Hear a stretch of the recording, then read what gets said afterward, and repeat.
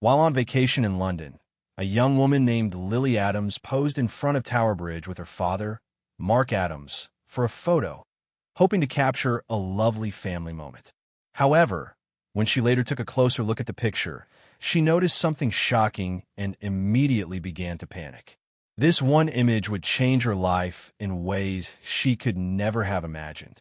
Before we dive into this shocking story, let us know where you're watching from today. And if you like this video, don't forget to subscribe.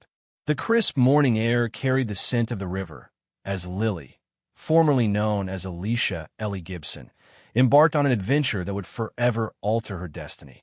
As Lily strolled along Queen's Walk in vibrant London, experiencing the city for the first time at the age of 18, her eyes shone with wonder as she took in the sights alongside her father, Mark Adams.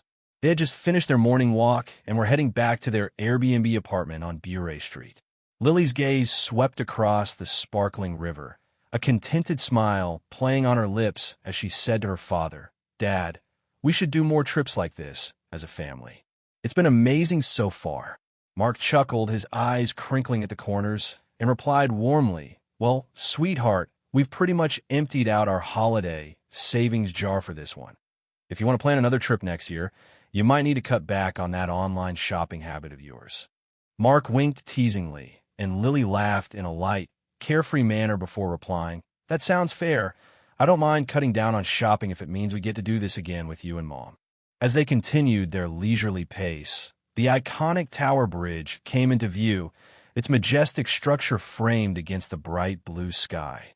Suddenly, Lily's attention was drawn to a man standing nearby next to a sleek photo booth, the kind she'd often seen at her friends' weddings and events. Noticing their American accents, the man approached with a friendly smile and said, "Hello there. How about a lovely souvenir? My booth can print on magnetic surfaces instantly, and I'll throw in a digital copy too. Only £9.99 for the both of you." Lily's eyes lit up with excitement, and she exclaimed, "Oh, Dad, can we? It will be perfect to remember this day." Unable to resist his daughter's enthusiasm, Mark nodded and replied, "All right, let's do it." They posed together, with Mark wrapping an arm around Lily from behind as they leaned against an iron railing near a lamppost. The Tower Bridge and the river provided a picturesque backdrop, capturing a sweet father-daughter moment. The photo booth came to life quickly, printing out the magnetic photo. Mark paid the man and accepted the print, but as he looked at it, a flicker of surprise crossed his face. He quickly tucked the picture into his pocket. "Can I see it, Dad? Do we look good?" Lily asked, reaching for her phone as the cameraman offered to send the digital copy. "Let's head back now, sweetheart," Mark said in a slightly hurried tone, adding, "Have a look at the apartment. Your mom's waiting, and we've been out since morning." As they made their way to the Airbnb, Lily couldn't shake the nagging feeling that something about her father's reaction to the photo felt off, whether he did not like it or was hesitant to spend more money on another shot.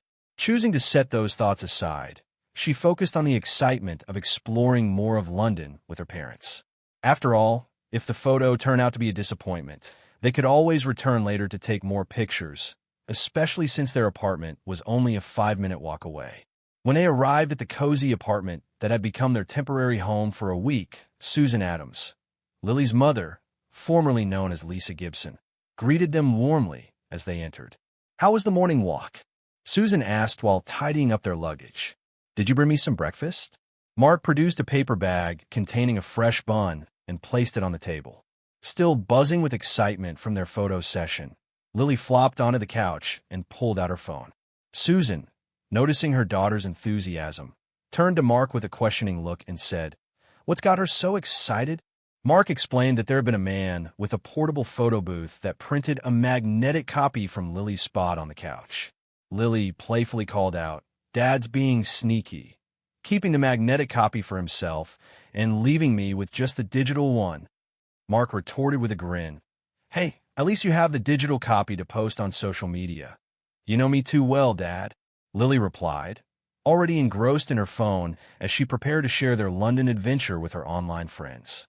The cozy Airbnb apartment buzzed with the quiet energy of a family on vacation. Susan savored her croissant while Lily continued to edit the photo for her social media post.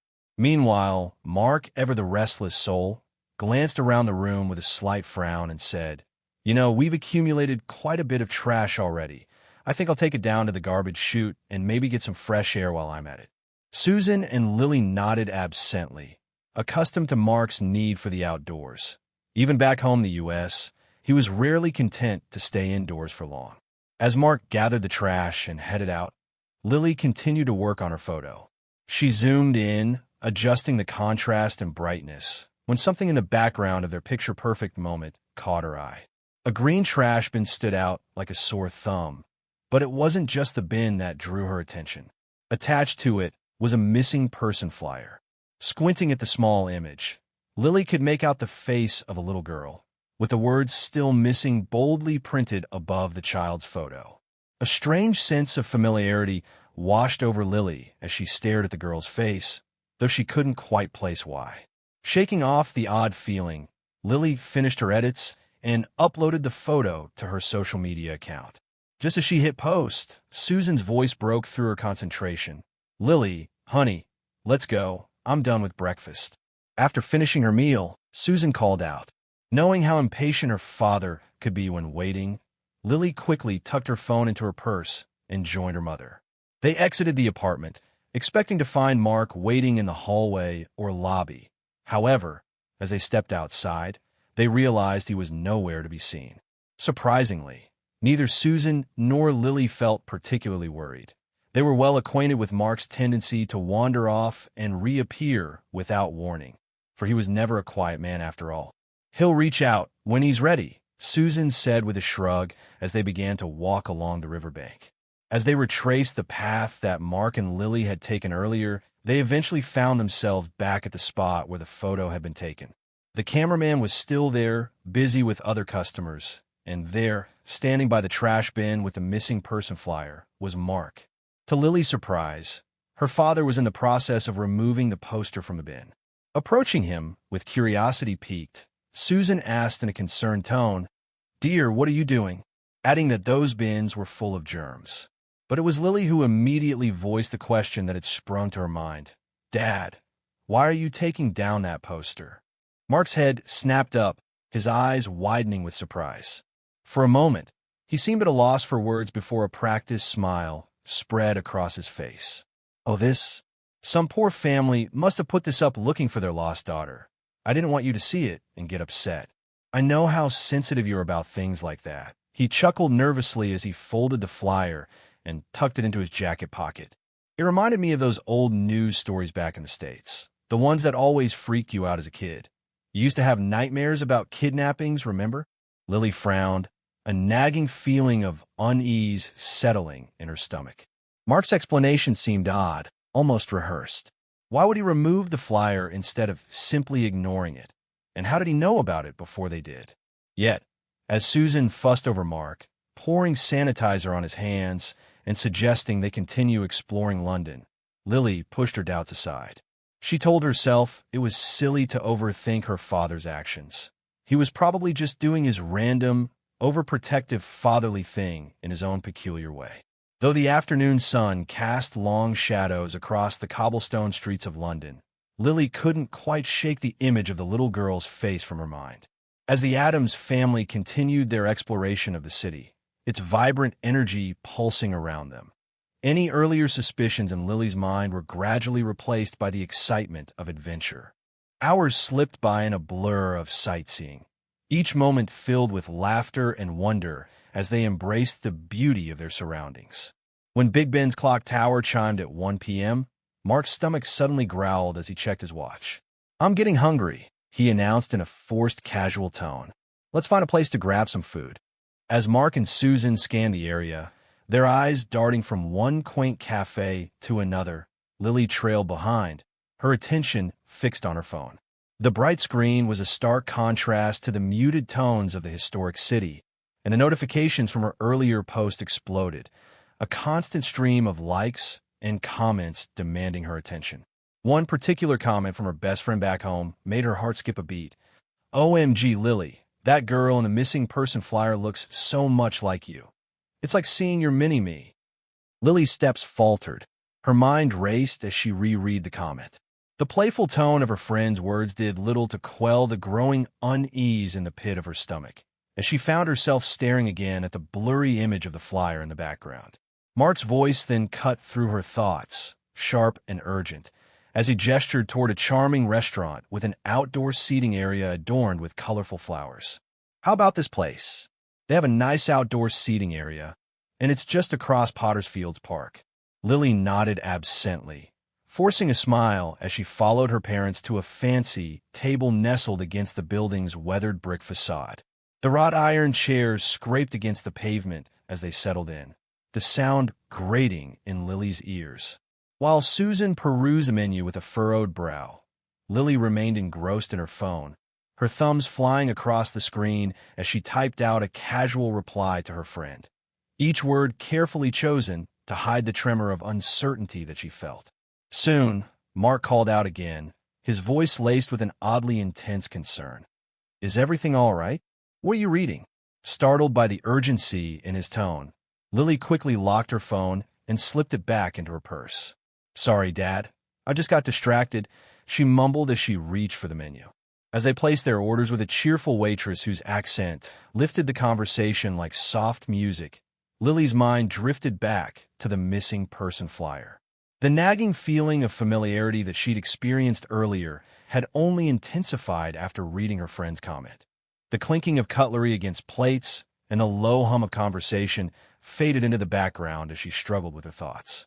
Even the warm breeze ruffling the tablecloth and carrying the scent of freshly baked bread did little to ease her growing unease.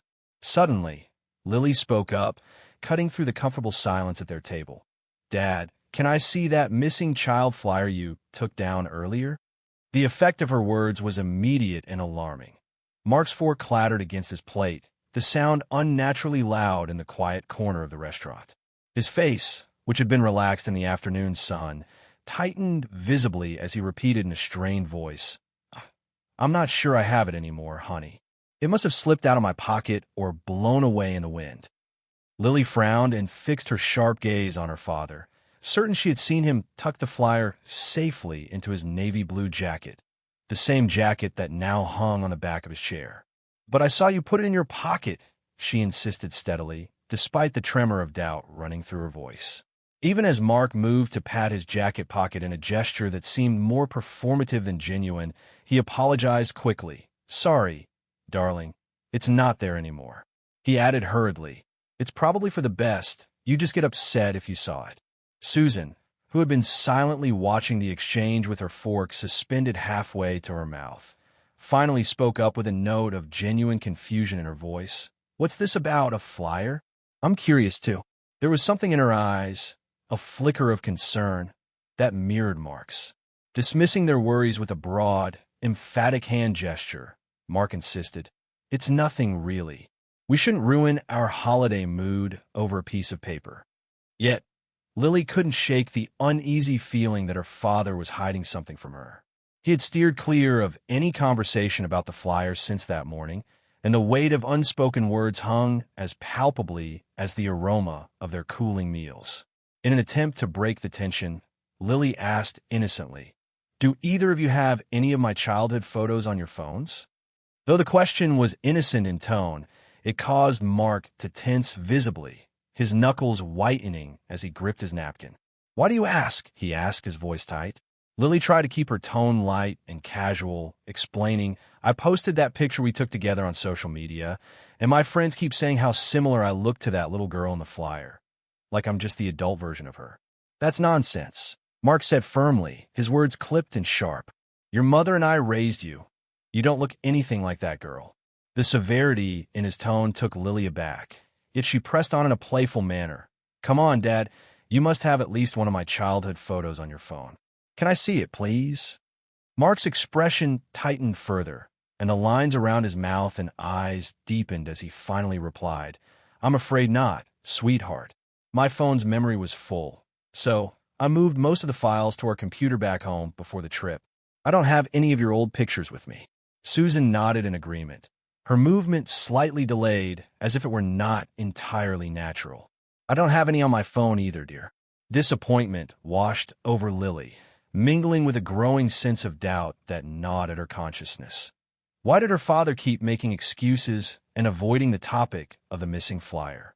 Why did a simple request for a childhood photo sprout so many excuses?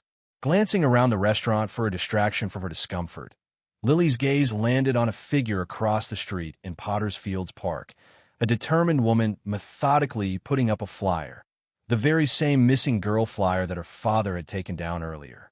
Look, Lily said, pointing toward the park, there's someone putting up more of those flyers. Both Mark and Susan turned to look, their movements almost synchronized in reluctance. Their faces paled, as if they had seen a ghost, and, as the woman revealed her face fully, Mark suddenly broke into a coughing fit, his body shaking with the force of it. Susan sat frozen, her eyes wide and unblinking, her fork suspended in midair. Do you know her? Lily asked softly, noticing their strange reactions. You both look like you've seen a ghost. In unison, they replied, no, their voices overlapping in a manner that seemed too rehearsed and too quick to be entirely truthful. At that moment, their food arrived, the cheerful waitress oblivious to the tension crackling between them as she set down their plates. The aroma of freshly prepared food mingled with the scent of London's summer air. Yet Lily found herself unable to focus on the meal before her. Let's eat, Mark said, his tone flat. I'm starving. As Susan and Mark scanned the area for a place to eat, Lily's attention remained fixed on her phone. After snapping a picture of her dish out of habit, she glanced back toward the park, only to see that the mysterious woman had vanished as if she had never been there at all. The family ate in uncomfortable silence. The clink of cutlery against plates was the only sound piercing the heavy quiet that had settled around them. Lily mechanically lifted forkfuls of food, her mind racing with questions about the missing flyer, her parents' odd behavior, and the mysterious woman in the park, all swirling together in a confusing maelstrom, as if there were some hidden meaning beneath it all. When the last remnants of their meal were cleared away, the tension at the Addams family table remained palpable, a stark reminder of unspoken words and hidden truths. Still unsettled by the strange atmosphere that had descended upon their family outing, Lily cleared her throat softly before asking, "Where should we go next?" Her voice sounded small and uncertain, even to her own ears. To her surprise, Mark suggested in a weary tone, "Why don't we head back to the Airbnb apartment?" Lily couldn't hide her disbelief. "Really, Dad? You want to go back to the apartment?" The words tumbled out before she could stop them. It seemed entirely out of character for her father, who was usually the one pushing for more outdoor activities, always eager to explore and experience new things. Mark shrugged with a weary smile playing on his lips, a smile that didn't quite reach his eyes, and added, "All this food is making me sleepy.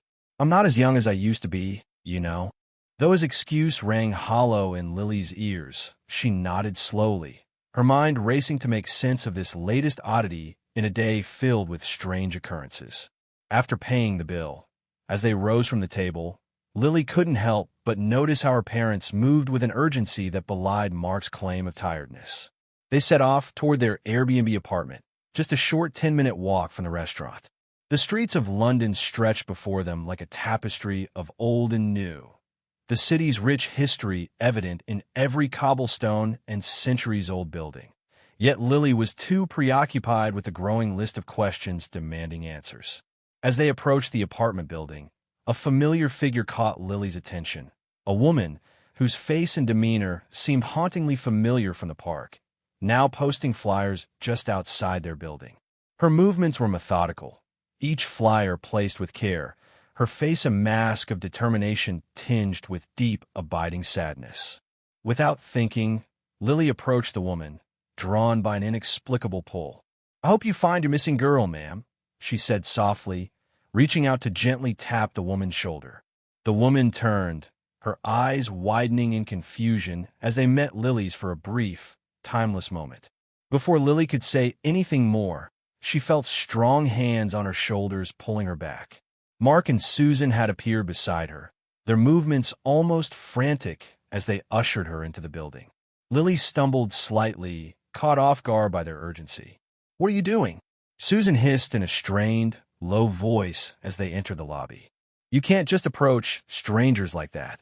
Lily opened her mouth to protest, to explain that she had only been expressing sympathy, but the words died on her lips when she caught sight of the fear etched on her parents' faces. Their expressions were raw, every line of their features marked by unmistakable terror.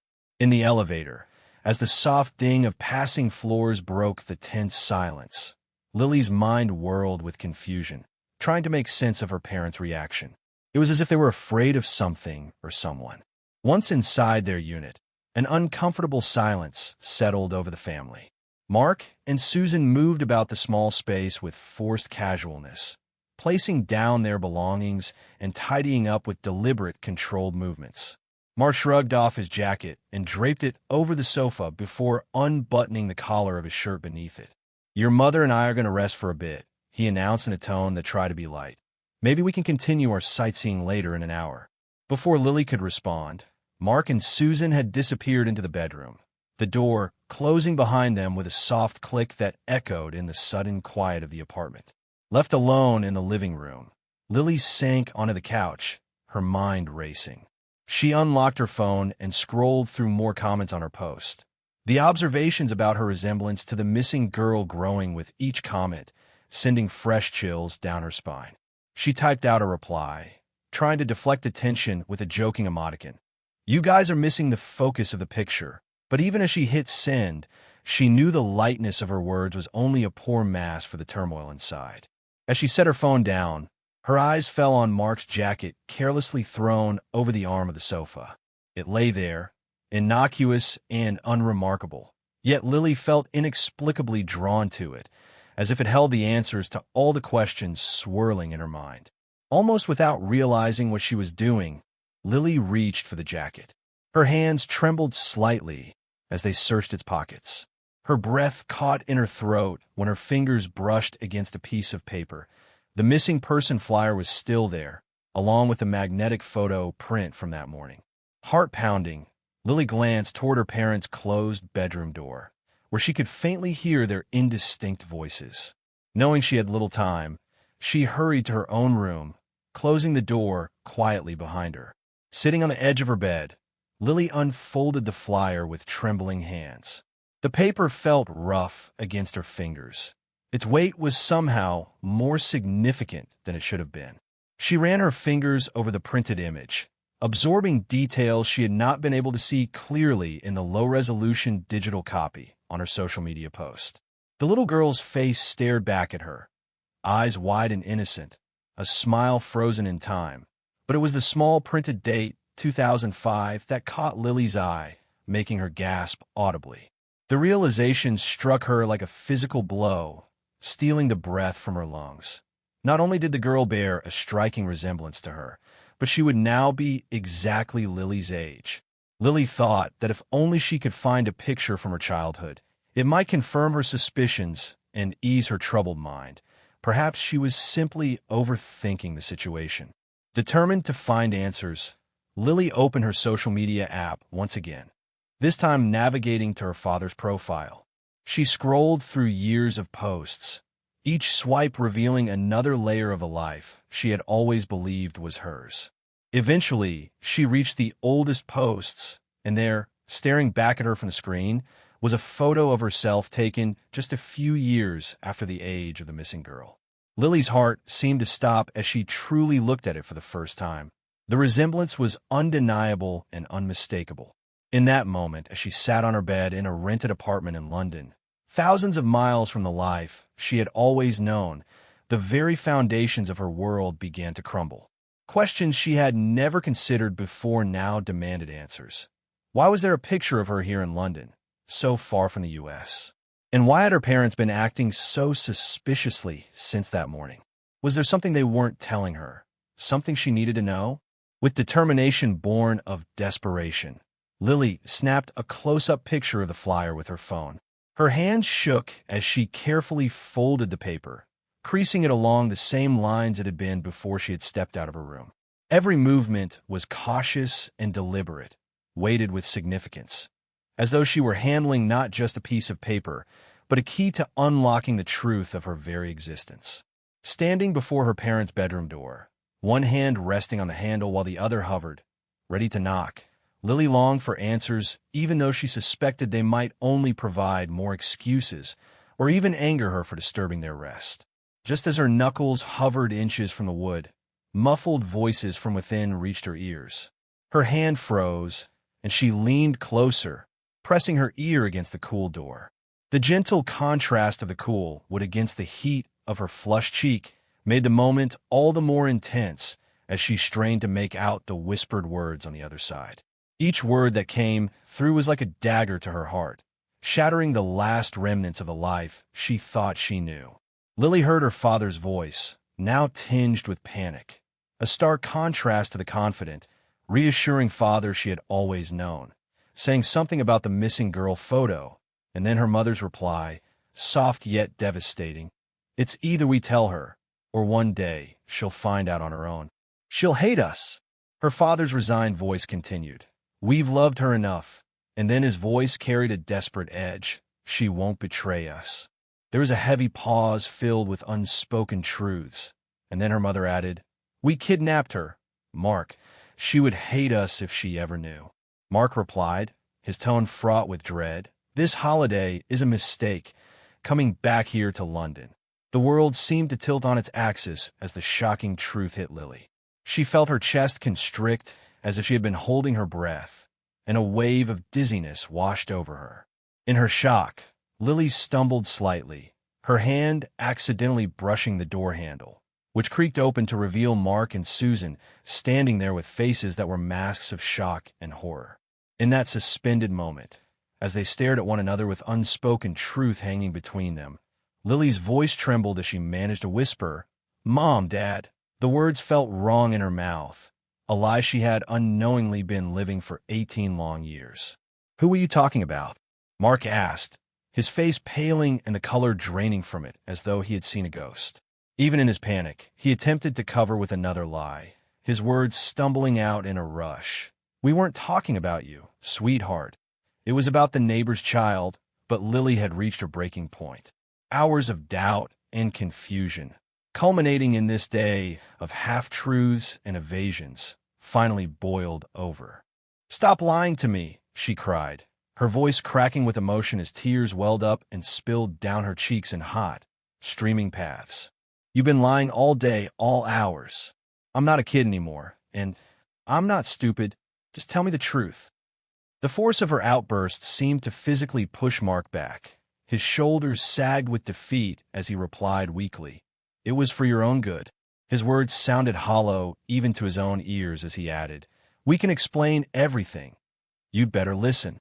Lily's voice then hardened with anger and hurt as she crossed her arms over her chest, trying desperately to hold herself together while her world crumbled around her. Over the next hour, in halting, guilt-laden words, Mark and Susan unraveled the tapestry of lies they had woven around Lily's life. Their living room transformed into a confessional, the truth spilling out in a torrent of words that seemed to fill the space between them. They told her about that fateful day in Hyde Park, London, when she was just 3 years old, how they had stalked her family for days, planning the perfect moment to snatch her away. Every word was a blow, chipping away at the foundation of Lily's identity. It was a busy afternoon, Mark explained in a hollow voice with his eyes fixed on some distant point. "Your real parents were chatting with another couple while you were playing near a small ice cream stand." Susan continued, her eyes brimming with tears that she made no effort to wipe away. "I pretended to trip and spill a drink near your parents. It was just enough of a distraction, and I walked up to you."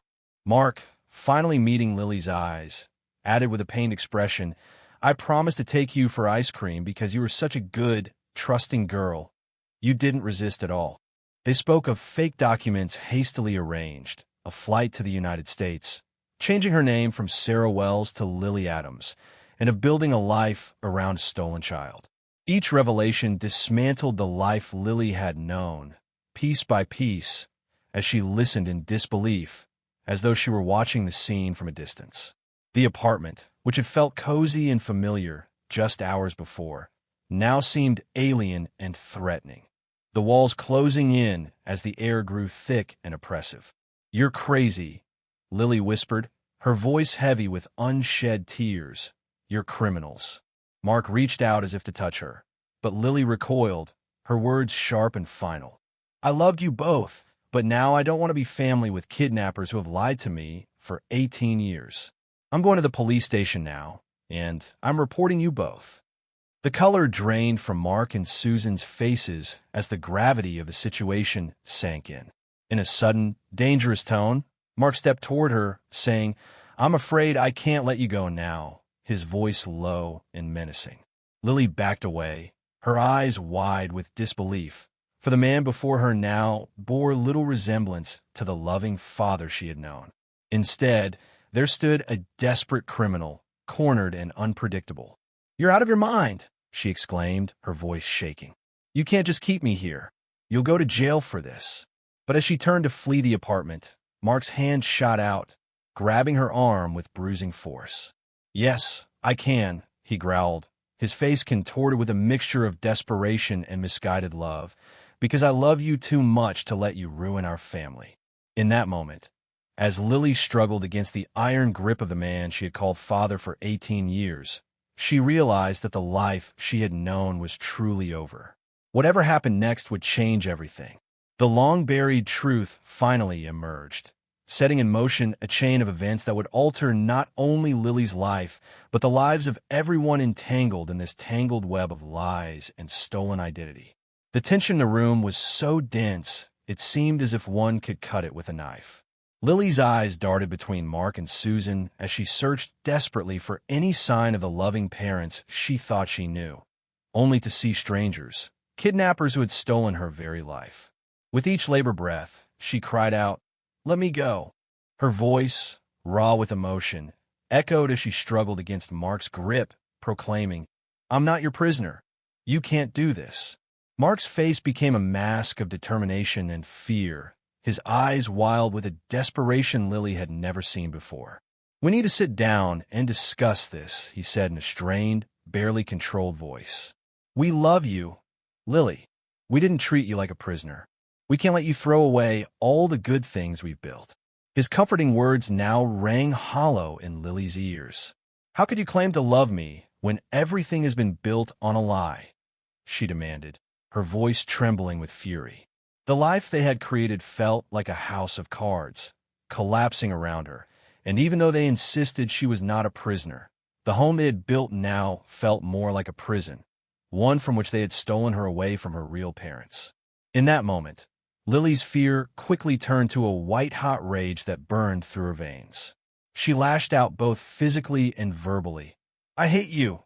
she screamed, her tears streaming down her face and leaving hot trails on her cheeks. "You liars! You child kidnappers!" Her words seemed to snap something in Mark. His hand rose, and, before anyone could react, he slapped Lily across the face with such force that her lips split, a trickle of blood running down her chin. The sound of the slap echoed in the suddenly silent room, a physical manifestation of the violence inflicted upon her life. Lily cried out in pain and shock, her hand flying to her stinging cheek as she tasted blood, metallic and warm, on her tongue. Even Susan gasped, frozen in horror at the unfolding scene. Taking advantage of Lily's momentary stunned state, Mark roughly pulled her toward the bathroom. His grip bruised her as he shoved her inside and quickly locked the door. Lily stumbled, catching herself on the cold porcelain sink, which provided a stark contrast to the heat of her flushed skin. She spun around and pounded on the door with her fists, screaming, "Let me out!" Her voice was hoarse with tears and fear as the small, confining bathroom seemed to close in on her, amplifying her panic. From the other side of the door, Mark's voice, now a mixture of anger and desperation, called out, "This is your fault, Lily. We just want to talk to you, to find a solution. We love you so much. Everything we did was for your own good. We gave you the best life we could, the best education, the best attention and time." But his words, meant to justify their actions, only fueled Lily's anger and fear. How can you claim that kidnapping me and lying to me for my entire life was for my own good? She demanded, the cognitive dissonance overwhelming her. Lily slid down to the floor, her back pressed against the door, sobbing as the taste of blood reminded her how quickly her world had shattered. The cool bathroom tiles seeped through her clothes, chilling her to the bone, but she barely noticed as her mind swirled with confusion, fear, and betrayal. Outside, she could hear Susan's muffled cries and Mark's agitated pacing, the sounds of their distress adding to her anguish. The people she had once loved and trusted implicitly were now her captors. If you don't calm down, Mark called through the door, his voice alternating between threatening and pleading, we'll keep you locked in there, even for nights if we have to, until you come to your senses and apologize for calling us names. The threat hung heavy and oppressive in the air, and Lily shivered at the thought of being trapped in that small space for nights on end, even though she knew they were only in London for a week. Yet, she felt there would be no escape when they returned to the U.S. Amid her fear, however, a spark of defiance ignited within her. "You'll go to jail for this," she shouted back, her voice trembling yet defiant. "You can't keep me here forever. This isn't home." As the reality of her situation sank in, Lily's mind raced. She thought of her real parents, the ones she had never known, and of the mysterious woman she had seen posting flyers. Could that have been her real mother? The thought brought a fresh wave of tears. What kind of life might I have had if I hadn't been stolen away? What experiences, what love, what truth was denied me? Meanwhile, Mark's panic escalated through the door as Lily could hear him pacing back and forth. She imagined him repeatedly running his hands through his hair and wiping his face, gestures she had seen countless times before, but now imbued with a sinister new meaning. Trapped in the bathroom, her entire world turned upside down, Lily realized that her life would never be the same again. Her future, college plans, career aspirations, relationships, now seemed tainted and built on a foundation of lies. In the living room, Susan stood frozen, silent tears streaming down her cheeks as she watched the man she had built a life with unravel before her eyes.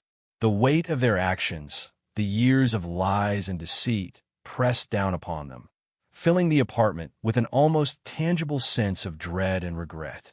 Mark continued his frantic pacing, each step a testament to his growing panic, while Susan's face, a mask of anguish and indecision, flickered between concern and sorrow as she glanced at the closed bathroom door behind which Lily was trapped. Suddenly, Susan's resolve crumbled. Without a word, she rushed to the kitchen, her movements jerky and desperate. The abruptness of her action barely registered with Mark, who was too absorbed in his own panic to notice her absence. In the kitchen, Susan's trembling hands found the handle of a heavy, cast-iron pan. She hefted it, feeling its weight as her mind raced with the enormity of what she was about to do. The cool metal against her palms grounded her in the whirlwind of her thoughts. Clutching the pan tightly, Susan stepped back into the living room. Mark, with his back turned and muttering to himself, continued pacing. The sight of him, the man she had once loved, the father of the child they had stolen, filled Susan with a mixture of love, guilt, and resolve. With her heart pounding so loudly she was sure Mark would hear it, Susan raised the pan. Time seemed to slow, each second stretching into eternity as she steeled herself, and in one swift motion, she brought the pan down on the back of Mark's head. There was a sickening thud, reverberating through the room like a gunshot. Mark crumpled to the floor, unconscious, his body hitting the ground with a dull thump that shook the very foundations of their lives together. Susan dropped the pan, her hands flying to her mouth to stifle a scream as the heavy cookware clattered to the floor in an impossibly loud noise. For a moment, she stood frozen, staring at Mark's prone form, as the crushing reality of what she had done crashed over her in waves, each one threatening to drown her in guilt and fear. Snapping out of her trance, Susan rushed to the bathroom door, her hand shaking violently as she fumbled with the lock, the cool, unyielding metal beneath her fingers providing little comfort. After what felt like an eternity, she managed to open the door. Startled by the sudden intrusion, Lily scrambled to her feet and pressed herself against the far wall, her eyes wide with fear and confusion. On her cheek, a vivid bruise bloomed where Mark had struck her. Susan sobbed softly as she reached out, yet dared not touch Lily, the space between them vast and filled with years of lies and betrayal too deep for words. "I'm so sorry for everything," Susan whispered, her voice heavy with sorrow, "but you need to go. Go to the police and report us. It's the only way out of this." Lily stared at Susan, her eyes searching the older woman's face. The initial fear was slowly replaced by cautious hope. "Why are you helping me now?" she asked hoarsely. Susan's face crumpled with guilt and sorrow as she explained in a barely audible whisper, "Because I know there were only two ways this could end. Either this, or your father would have hurt you, or kept you locked up for the rest of your life. I love you too much to let that happen." Lily's mind reeled, torn between the years of lies and the sudden turn of events. Part of her wanted to lash out, to scream and demand answers for the years of deception. But another part, the part that remembered the love and care she had once received, felt a confusing mix of gratitude and sorrow. "Go," Susan urged, stepping back to clear the way. With a heavy heart, Lily gathered the evidence, the flyers and the photo print, and rushed out of the apartment. The door closed behind her with a soft, final click, marking the end of one life and the beginning of another. Outside, Susan sank to the floor beside unconscious Mark, knowing that the life they had known was over, but unable to regret her final act. For the first time in 18 years, she had put Lily's well-being above their own selfish desires. Lily ran through the streets of London, her heart pounding and her mind racing. The city, which had seemed so exciting and full of possibility that morning, now felt alien and threatening. Every face she passed appeared as a potential threat. Every corner, a hiding place for the secrets that had defined her life. With each step, she was running not only away from the apartment and the life she had known, but toward a future that was terrifying in its uncertainty. The weight of the evidence in her hands, the flyers and the photo print, grew heavier with each step, serving as a bridge between the life she had lived and the one stolen from her 18 years ago. Through tears streaming down her face, Lily made a silent promise to herself and to the little girl she once was. She would uncover the whole truth, no matter how painful it might be, reclaim her identity, her history, her very self, and somehow build a new life from the ashes of the old. After what felt like hours, though it was likely only minutes, Lily finally spotted a distinctive blue lamp marking a police station. The sight of it brought a fresh wave of emotions.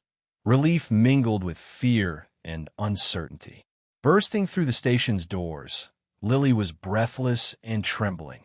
The sudden transition from the chaotic street to the quiet, orderly interior was jarring. Under harsh fluorescent lights that cast everything in an unforgiving glow, the officers on duty looked up in surprise as she approached the desk, clutching the missing person flyer in her shaking hands. A young American girl with a bruised, tear-stained face, clutching a handful of papers and looking utterly lost, she managed to gasp, I need to report myself and my parents." Her voice quavered as she held out the flyer. She could barely keep hold of it. "I'm this missing girl," she declared. The shock on the officers' faces quickly gave way to professional efficiency as they exchanged quick glances, years of training coming into play. A kind-faced officer with graying hair stepped forward gently, saying, "Come with me, love. Let's get you somewhere quiet where we can talk." They ushered Lily into a private room, a small, sparsely furnished space with a table, a few chairs, and a large mirror on one wall, which Lily suspected was two-way. As she sank into a chair, the gravity of what she was doing began to sink in. Over the next few hours, Lily recounted the story that Mark had told her about the kidnapping in Hyde Park, the hasty flight to America, and the years of deception. The words poured out in a torrent, as if now that she had started, she couldn't stop. She handed over the flyers and the photo, watching as the officers carefully bagged them as evidence. With every detail, Lily felt as if she were dismantling the life she had known, piece by piece, as she listened in disbelief, as though she were watching the scene from a distance. The apartment, which had felt cozy and familiar just hours before, now seemed alien and threatening, the walls closing in as the air grew thick and oppressive. "We'll need to collect your DNA," one officer explained kindly once Lily had finished her story, his voice gentle but unmistakably serious. "We'll also need to contact your real parents for testing. Usually it takes a day or two for results, but given the circumstances, we'll expedite the process." Lily nodded numbly, her mind struggling to process everything that was happening. As she waited for the DNA swab, she couldn't help but wonder about her real parents, what they were like, and whether they would want her back after all these years. The thought brought a fresh wave of anxiety, for she had spent her whole life longing for a truth that she now knew was missing, and now that it was within reach, she found herself almost afraid of it. Her thoughts were interrupted by a commotion outside the room. The door opened, and Lily's heart leapt into her throat as she recognized the woman who had earlier been posting flyers outside the apartment. This was the woman who might be her real mother. The stranger's eyes widened in recognition. She quickly covered her mouth and, with tears welling up, said, "I knew it was you." Her voice was thick with emotion. Rushing forward, the woman, her real mother, enveloped Lily in a tight embrace. The scent of her perfume, unfamiliar yet somehow right, enveloped Lily as she clung to this stranger who was also her mother, years of loss and longing pouring out in heart-wrenching sobs. A man followed close behind, his face a mixture of shock and joy. Hesitating for a moment, as if afraid to break the spell, he joined the embrace.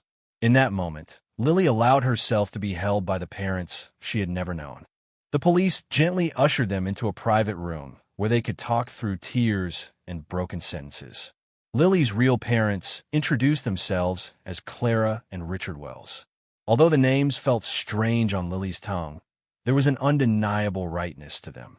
"We lost you in Hyde Park," Clara explained, her voice thick with emotion as she never let go of Lily's hand, as if fearing she might disappear again if released. "You were just 3 years old. We were chatting with another couple, and by the time we realized you were gone, Richard and I had already set our plan in motion." Richard added, his hand tightly clasping Clara's, "We never even got a chance to see your parents' faces. They vanished with you so quickly." The pain in his voice, which had roared through all these years, made Lily's heart ache. As she listened to their account, she wept for the years of separation and the pain her disappearance must have caused them, yet a small part of her couldn't help but think of Mark and Susan, the life she had known, with conflicting emotions of anger and longing. Clara continued, "We've been searching for you all these years. This was our last ad campaign. We spent our last bit of savings on these flyers. If we hadn't found you now," her voice trailed off, the unspoken what if hanging heavily in the air. Lily felt the weight of those years, the relentless hope that had driven her parents to keep searching long after others might have given up. A police officer interjected gently, reminding them that while he believed their story, legal procedures still had to be followed. "We need to collect DNA from all of you," he explained in an apologetic but firm tone. "It's only through DNA confirmation that we can officially process this case." Lily nodded in understanding, even as a strange mix of emotions churned within her as the forensic team took DNA samples from her and her real parents. In that moment, Lily felt as though she were straddling two worlds, the life she had known and the one she was just discovering. As they waited for the expedited results, Lily studied Clara and Richard Wells' faces, searching for similarities that might provide a tangible connection to her true identity. The love and hope in their eyes was unmistakable, yet Lily felt a pang of guilt for the conflicting emotions swirling within her. She knew that whatever the DNA results showed, her life would never be the same. The family she had known for 18 years was built on a lie, yet they had given her love even if it was founded on deceit. Sitting across from her real parents, Lily realized that the road ahead would be long and complex. The police station hummed with quiet intensity, the fluorescent lights casting a harsh glow over the small room where Lily sat with Clara and Richard Wells. The air was thick with tension and unspoken emotions as each person sat lost in their own thoughts, waiting for news. Lily's gaze flickered between her newfound parents, faces that were both familiar and strange, and Richard began pacing the confines of the room, his movements restless and agitated. Every few minutes, he paused, opened his mouth as if to speak, then thought better of it and resumed pacing. Meanwhile, Lily's mind wandered back to the apartment she had fled, wondering what had happened after she left, whether Mark still lay unconscious or if Susan had called the police herself. A soft knock at the door startled them all. A police officer announced in a low, measured voice, "We've received some preliminary results. They confirm a familial match between Miss Adams, and I mean Miss Wells now, and Mr. and Mrs. Wells." The words hung in air for a moment before their full impact registered. Clara's grip on Lily's hand tightened with a small gasp escaping her lips, and Richard stopped pacing abruptly, turning to face the officer with wide eyes. The officer continued cautiously, "There's been a development at the apartment where Miss Wells was staying. The individuals you identified as your kidnappers have been taken into custody." Lily's heart skipped a beat. "Taken into custody?" she whispered, barely audible. The officer nodded solemnly. "They're being processed now. Given the nature of the allegations and the international aspects of the case, it's a complex situation, but yes, they're under arrest." A maelstrom of emotions swept through Lily. Relief, fear, anger, and a surprising pang of concern for the only parents she had ever known. Can I see them?" Lily asked, surprised even by her own request. "Please," she pleaded. The officer hesitated, glancing between Lily and the Wells. "It's not standard procedure," he began, but something in Lily's determined expression made him pause. "Given the unique circumstances, I'll see what I can do," he finally said before leaving to make arrangements. An uncomfortable silence then fell over the room.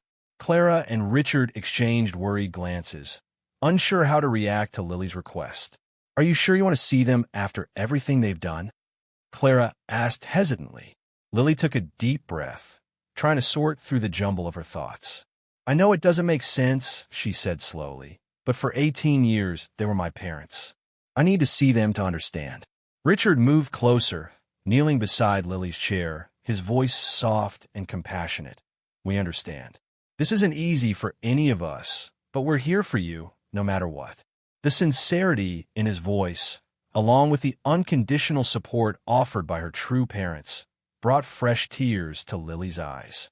She nodded, unable to speak around the lump in her throat. When the officer returned, he led them through a maze of corridors to a viewing area outside the booking room. Through a large window, Lily saw the processing area where suspects were being photographed and fingerprinted. There, looking small and defeated, were Mark and Susan, the very parents who had raised her for 18 years. Lily's breath caught in her throat as she watched them being processed. Mark's face was a mask of anguish, his eyes red-rimmed and unfocused, while Susan appeared to be in a state of shock, her movements mechanical as she followed the officer's instructions. For a long, agonizing moment, their eyes met through the glass. Susan broke first, her composure crumbling as tears streamed down her face. "Lily," she called out, her voice muffled by the glass, yet still audible, "we're so sorry. We surrender. We never meant for it to end like this." Mark, too, nodded with eyes filling with tears as he whispered, "We love you. We always did. Everything we did, it was because we loved you too much." Lily's own tears spilled over, hot trails down her cheeks, as she pressed her hand against the glass, a gesture that felt both like a farewell and a plea for understanding. As Mark and Susan were led away, disappearing from view, Lily wondered if she could ever fully recover from this revelation. Part of her yearned to maintain some connection with Susan, the woman who had ultimately saved her from captivity, yet she wasn't sure if she could ever forgive Mark and Susan for what they had done, or live with herself if she did. For a brief moment, Lily considered leaving everyone behind and starting a new life, free from the complications of her past. Sensing her turmoil, Clara and Richard gently told her, "It's okay, Lily. We understand that this isn't easy. Take all the time you need." Know that you are safe with us. We couldn't ask for more than to see how you've grown into such a beautiful, strong woman." Grateful for their understanding, Lily admitted softly, "It will take me some time. I don't even know how long this trip to London was supposed to be, a family holiday that Mark and Susan have been saving for so long, with so many plans, not just for land, but for when we got back home too. Seeing it all crumble in one day, it's not easy." Clara and Richard exchanged a compassionate look. "Take as much time as you need," Richard said gently. "Even if you want to keep staying in the USA, that's okay with us. You don't have to move to London." Overwhelmed by their kindness, Lily felt a rush of emotion as she confessed in a barely audible whisper, "I still love them, Mark and Susan. Even now, I love them and I wish I could just hate them instead. I feel terrible for still caring about them." Clara reassured her warmly, "It's normal, Lily. It means you were happy that they cared for you." Lily nodded, tears welling in her eyes as she continued, "There's still so much to process. I hope I can build a bond with you both over time. I'm glad the lies are over now." Clara reached into her purse and pulled out an old photograph. Handing it to Lily, she said, "You were born here in London. This is where your home is, and it will always be open to you if you ever decide to come back." A warmth spread through Lily's chest as she looked at the baby picture of herself, smiling at the camera, and thanked Clara and Richard sincerely. They exchanged contact information and promises to stay in touch, hanging in the air between them as a hopeful bridge to the future. A police officer then approached gently, interrupting the tender moment. "Miss Wells, we need to arrange for your stay here. Since you're 18, you don't need a legal guardian, but we should discuss your options." As they followed the officer to another room, Lily found herself reflecting on how her family holiday had turned out. Just this morning, she had been a carefree American teenager excited about capturing memories with a street photographer's camera. Now, she stood at the threshold of a new life, her identity in flux, caught between two sets of parents and two versions of herself. The weight of the truth was heavy, but it also brought with it a sense of liberation. For the first time, Lily felt she could see the world and herself clearly. Though the path ahead was uncertain and filled with challenges she could scarcely imagine, it was also rich with possibilities. As she stepped into the room where her immediate future would be decided, Lily realized that while the life she had known had ended, a new one was just beginning. Despite the pain and confusion, she felt a flicker of excitement for what lay ahead. And so, with every tear, every trembling step, and every word spoken in that police station, Lily Adams began the long journey toward reclaiming her true identity. A journey that would reveal the hidden truths of her past and pave the way for a future built on honesty, healing, and hope.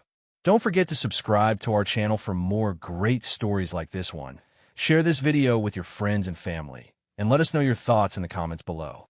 Stay tuned for our next video, and check out others you might have missed. See you next time.